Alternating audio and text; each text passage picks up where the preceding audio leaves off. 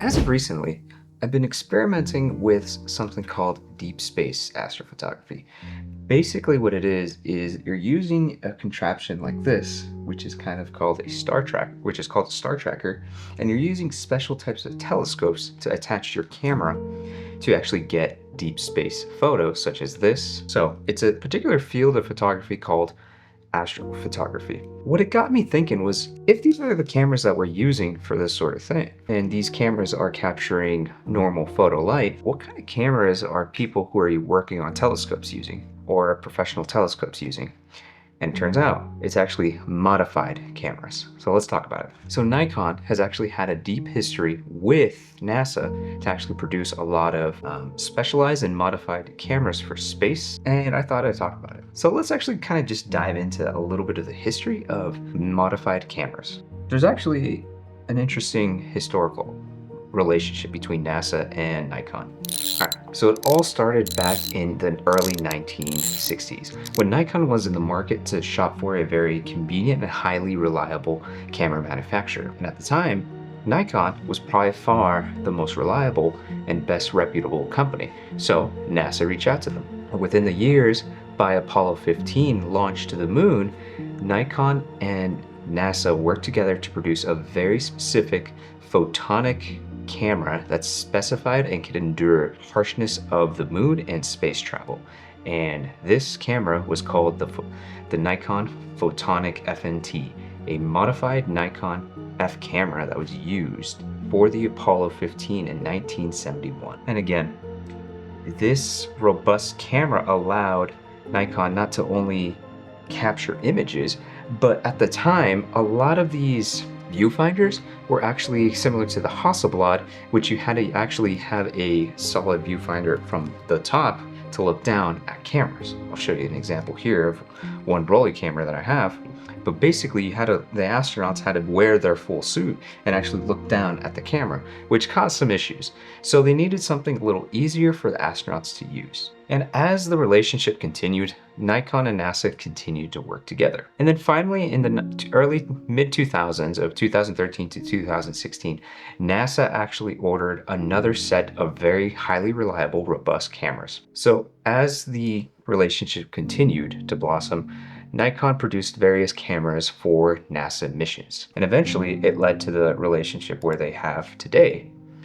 And in the early 2013, between 2013 and 2016, NASA ordered another set of modified space cameras from Nikon for their moon missions.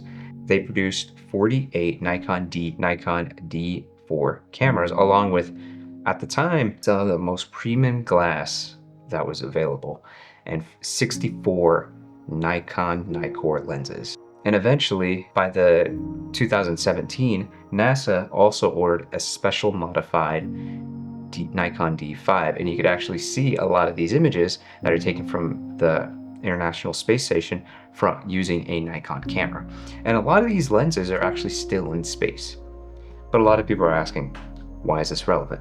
Well, when it comes to space, a lot of the photons and space radiation actually affects the images. Here on Earth, we actually have special filters for our cameras that actually block out a lot of intensity and block out a lot of that space radiation from actually going into our cameras. Which brings me back to where we are today. I'll kind of showcase a lot of these interesting photos that Nikon or a lot of the NASA astronauts have actually taken.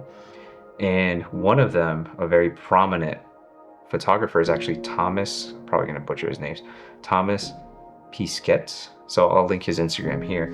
But he has a lot of expertise with Nikon glass. And he's actually a photographer who's learned to use this gear while in space. And so where does this leave us to today? So recently, Nikon announced that they would actually be working with NASA to actually astromodify their new mirrorless lineup. With the Z9 being such a prevalent Nikon camera, NASA actually ordered custom modified mirrorless cameras for their new ISIS missions as well as their lunar missions coming up.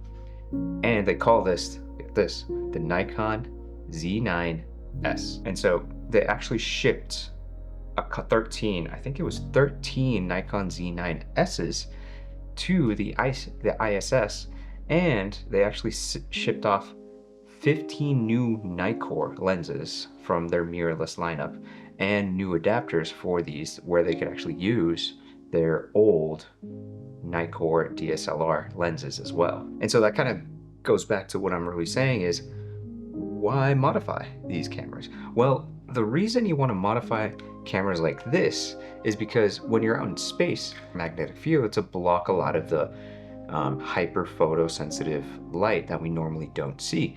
And so in order to capture a lot of normal images or images that we would see here on Earth, NASA had to have these cameras modified. Which brings me back around to why am I talking about this and the relationship Nikon has with NASA?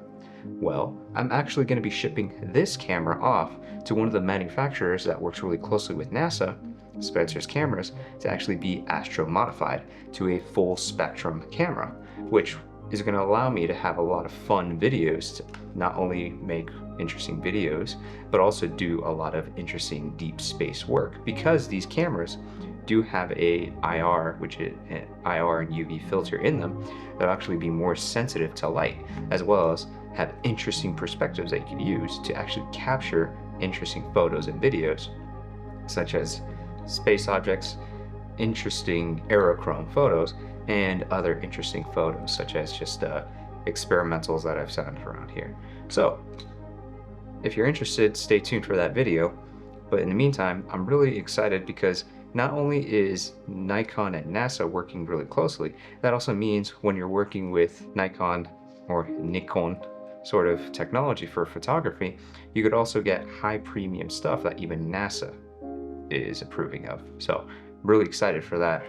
And yeah, more deep space stuff coming up soon as I'm learning in the months to come. All right, later guys.